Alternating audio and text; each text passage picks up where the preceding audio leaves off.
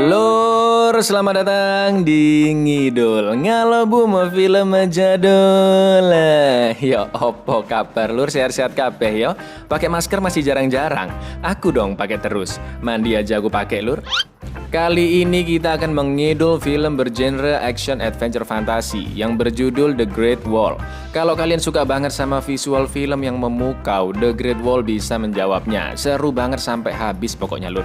Bercerita tentang salah satu legenda tembok Cina, diawali oleh dua tentara bayaran yang ditawan di sana. Dan lawan mereka sebenarnya bukanlah pasukan Cina, melainkan monster-monster ganas dan cerdas yang berusaha menerobos tembok Cina. Bagaimana keseruannya? Kita langsung pantun aja ya lur. Cak Paijo tukang parkir, monggo sekecaaken. Kir.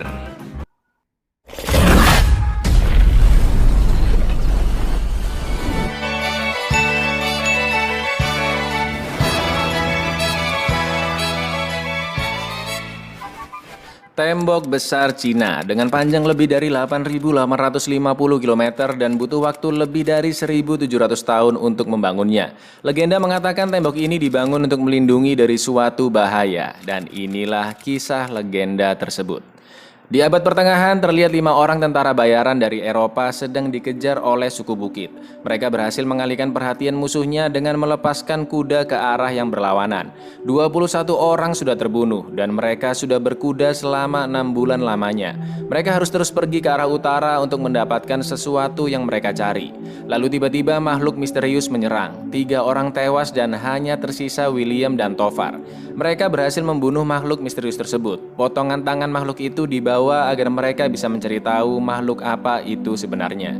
Perjalanan dilanjutkan kembali dan suku bukit mengejarnya. Sampai akhirnya mereka tiba di tembok besar Cina yang dijaga oleh pasukan Orde tanpa nama. Mereka berdua pun memilih menjadi tawanan di sana daripada harus kembali dan dibunuh oleh suku bukit. Mereka berdua memberitahu potongan tangan makhluk yang menyerangnya. Komandan Lin bertanya di mana mereka bertemu makhluk tersebut. William mengatakan jika mereka melihatnya di daerah pegunungan 2 hari yang lalu. Ternyata Orde tanpa nama sudah mewaspadai gerak-gerik makhluk tersebut. Mereka tidak percaya William membunuh makhluk tersebut seorang diri. Komandan Lin ingin mereka berdua segera dibunuh agar rahasia Orde tanpa nama tidak bocor keluar. Tapi Wang, si ahli strategi, ingin mereka tetap hidup karena mungkin mereka bisa memberikan informasi yang berguna. Ternyata tembok Cina dibangun sebagai benteng melawan Tao Te, makhluk yang dibunuh oleh William. Orde tanpa nama memperkirakan Tao Te akan menyerang 9 hari lagi, tapi ini jauh lebih cepat dari dugaan mereka. Wang bilang informasi dari mereka berdua sangatlah penting, karena itu saat ini mereka tidak akan dibunuh dan akan ditawan. Jenderal Shao bilang sudah 60 tahun mereka mempersiapkan ini, dan hari peperangan akhirnya datang juga. Tugas pasukan dibagi berdasarkan warna baju perang, hitam pasukan darat, merah pemanah, ungu pasukan jarak dekat, dan biru pasukan berani mati. Mereka semua terlihat gugup dengan peperangan melawan Tao Te. Lalu tiba-tiba jutaan Tao Te menyerang, udah kayak semut ini lur. Serangan jarak jauh pun langsung diluncurkan.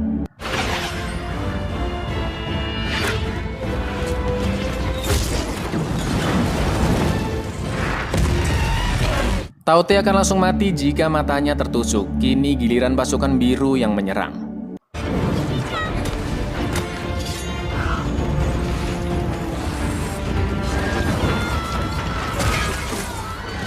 Tao Te memiliki seorang ratu dan dijaga sangat ketat oleh pasukan elit Tao Te.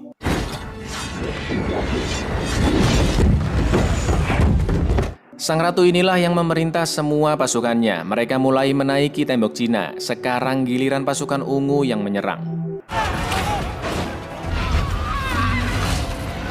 William dan Tovar dilepaskan ikatannya oleh Ballard, dan William langsung membantu salah satu pasukan yang diserang.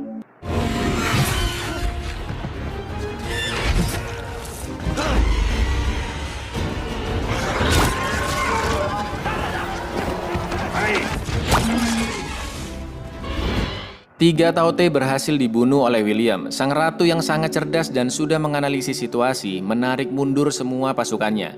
Tao Te yang sudah mati juga dibawa kembali. Jenderal Shao memuji pertarungan William dan Tovar. Mereka berdua pun dipersilahkan untuk beristirahat. Peng berterima kasih karena William telah menyelamatkannya. Lalu Jenderal Zhou bilang bahwa Tao Te kini sudah jauh lebih cerdas dibandingkan 60 tahun yang lalu. Ternyata tujuan William dan Tofar adalah mencari bubuk hitam, senjata paling berbahaya di abad itu. Begitu pula dengan Ballard, 25 tahun yang lalu dia juga dibayar untuk tujuan yang sama, mendapatkan bubuk hitam. Mereka tidak ingin berlama-lama di sana. Ketika bubuk hitam ditemukan, mereka akan segera pulang untuk menerima bayaran. William dan Tofar yang sudah merapikan diri disambut meriah oleh Orde Tanpa Nama. Jenderal Zhou berterima kasih atas keberanian mereka. Jenderal Zhou ingin melihat lagi kemampuan memanah William. Get one of the cups. Now, get one of the cups. Want to eat? Pull.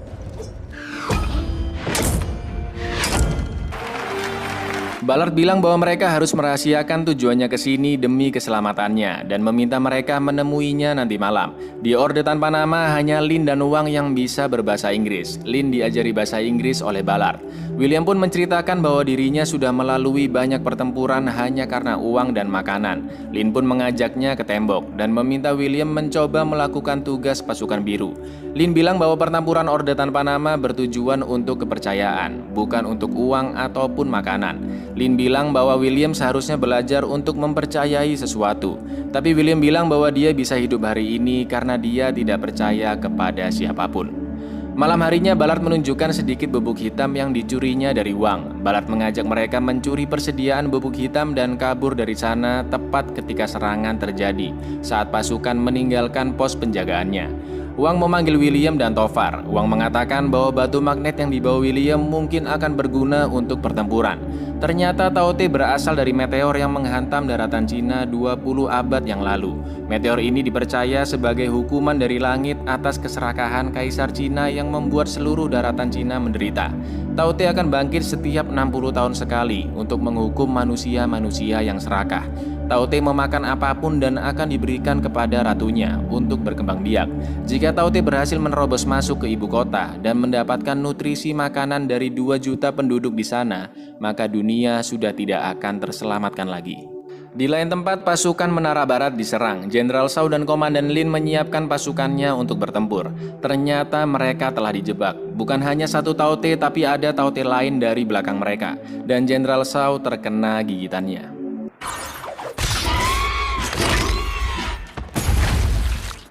Zhou yang sudah sekarat mengangkat Lin sebagai jenderal baru. Zhou pun akhirnya tewas.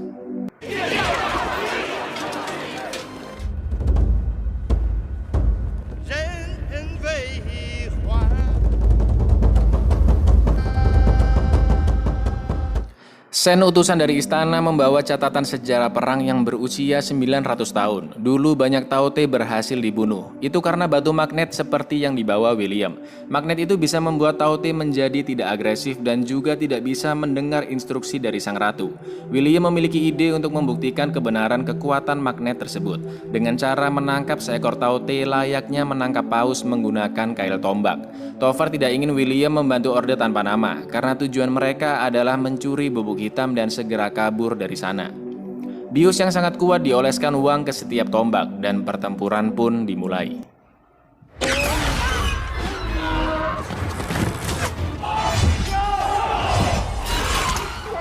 Di lain tempat, Tofar dan Ballard bersiap untuk kabur, tapi Tofar tidak bisa meninggalkan William sendirian. Sedangkan William masih galau antara kabur atau membantu para pasukan. Kail tombak sudah ditembakkan, beberapa Tao Te berhasil ditusuk, tapi dengan mudah mereka melepaskannya. Hanya tersisa satu Tao Te. William pun datang untuk membantu.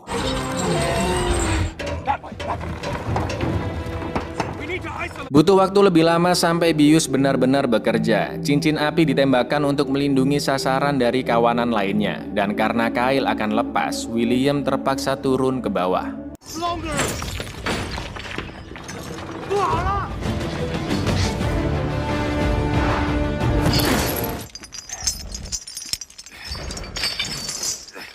Beberapa Tao Te berhasil menerobos cincin api. Tofar pun datang membantu William.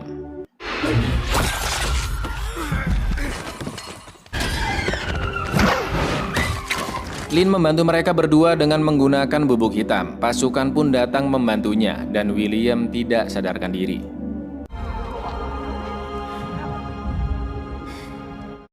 William dan Tovar berhasil selamat. Lin bilang dia menggunakan senjata berbahaya yaitu bubuk hitam untuk menyerang Tao Te. Lin meminta William melupakan soal bubuk hitam karena bubuk itu diincar oleh manusia-manusia yang serakah. Belum tahu aja Lin tujuan mereka ya kan? Wang mencoba mendekatkan magnet ke Tao Te dan Tao Te langsung tertunduk diam. Sesuai perintah Kaisar Cina, jika ada Tao Te yang berhasil ditangkap hidup-hidup, harus segera dikirimkan ke ibu kota. Shen pun membawanya pergi. Tovar bilang bahwa William hanyalah seorang pencuri, pembohong, dan pembunuh, jadi nggak usah sok berlagak sebagai pahlawan. You will never be anything. Semua pasukan dikerahkan ke tembok karena ada pergerakan dari Tao Te. Tovar dan Ballard mengambil kesempatan ini untuk kabur tanpa William. Mereka menghancurkan gudang untuk mengambil senjata dan bubuk hitam. William pun berusaha menghentikan mereka. William menyadari pertarungannya selama ini hanyalah keserakahan belaka. William ingin melakukan sesuatu yang lebih berharga.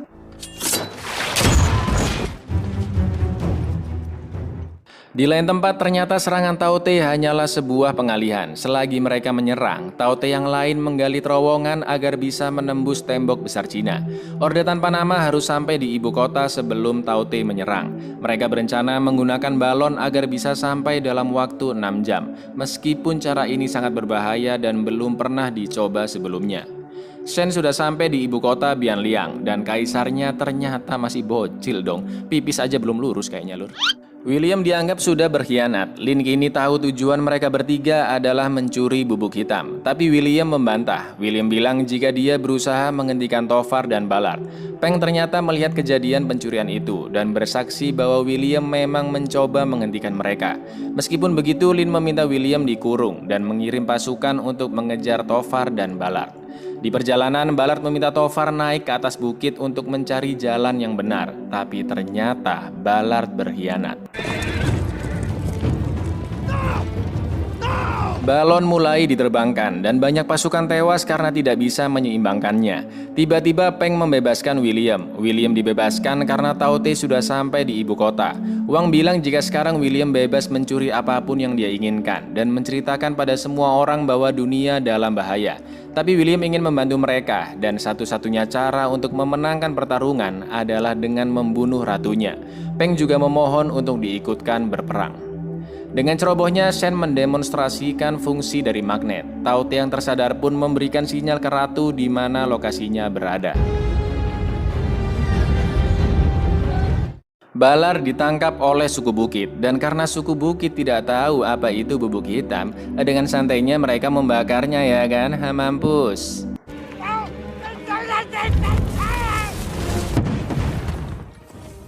Mereka semua mati. Tovar kini menguasai semua persenjataan dan bubuk hitam. Tapi pasukan Orde tanpa nama berhasil mengejarnya. Ibu kota sudah dihancurkan oleh Tao Te. Lin yang dalam keadaan terdesak diselamatkan oleh William.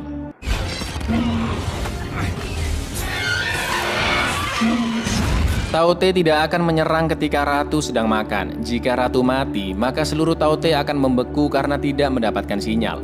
Wang berencana memberikan makanan ke Tao Te yang disandra dengan bubuk hitam yang diikat di silitnya, dan nanti akan diledakkan ketika dia kembali ke ratunya. Peng terkena cakaran dan terluka parah. Peng pun mengorbankan dirinya untuk menghambat serangan Tao Te.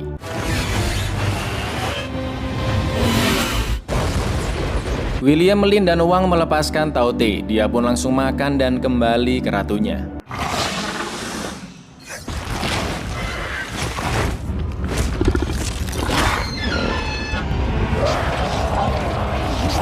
Tao Te yang tahu keberadaan mereka bertiga berusaha menerobos masuk. Wang pun menyerahkan batu magnet tepat sebelum dia tewas. General, it's up to you now!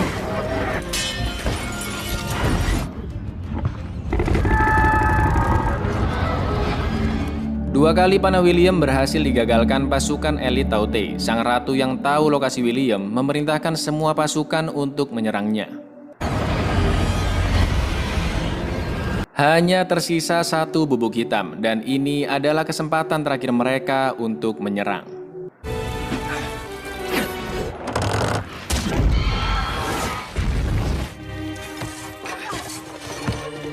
Sang ratu berhasil dibunuh dan sesuai perkiraan seluruh Taute membeku karena tidak mendapatkan sinyal. William mendatangi Tofar yang disandra. William bilang karena kemenangan ini dia diperbolehkan membawa bubuk hitam sebanyak yang dia mau, plus dikawal kavaleri sampai dia pulang ke rumahnya. Tapi Kaisar memberikan pilihan, membawa bubuk hitam atau menyelamatkan Tofar. Dan tentu saja William memilih menyelamatkan sahabatnya. Mbak Lin mengucapkan perpisahan ke William. William juga mengucapkan selamat kepada Lin yang menjadi jenderal wilayah Barat Laut. William dan Tofar pun akhirnya kembali pulang.